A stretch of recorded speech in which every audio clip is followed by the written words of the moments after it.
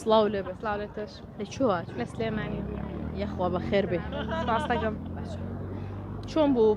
ویستت بەشداری بکەیت لە 156مین ساڵیادی بە خەزابوونی هەڵەبجەیە وڵای زۆرم پێخۆش بچم کە تەلەڤەکانمان بەشدار بوون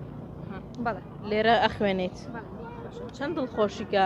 لێرە خوێندکاری و تا چەندێک لە خەڵکی هەڵەبجە ڕازیت و چەند ساڵە خوێنی لێرە 2 ساڵە بەڵێ زۆر باشن زۆر سپاسیانەکەم ئەو جوانی کە لە خەڵکی هەڵەبجەوە ڕۆژانەکە لە داخلی حتممە نەمێنیتەوە جویتە تا بازار پێویستت بەشت بووە مامەڵی خەڵکی هەڵەبجە چۆنە لەگەڵێەوە باش لەگەڵ تەلەبی داخلیە چیتان پێڵێن وڵای زۆر باش سەرکەوتوو بن و لە بازار ئەڵەن تەلەبی داخلی نوێنش بڵێن بە عیدی خۆمان بیا خاترە بگرن ئەرەوەڵا ئەرەوەڵا لە چ شتێکی هەڵەبجەیەکان ڕازیت و شتێکی جوانی هەڵەبجەیەکان لە لای تۆ زۆر باشن زۆر باش ئەرەوەڵا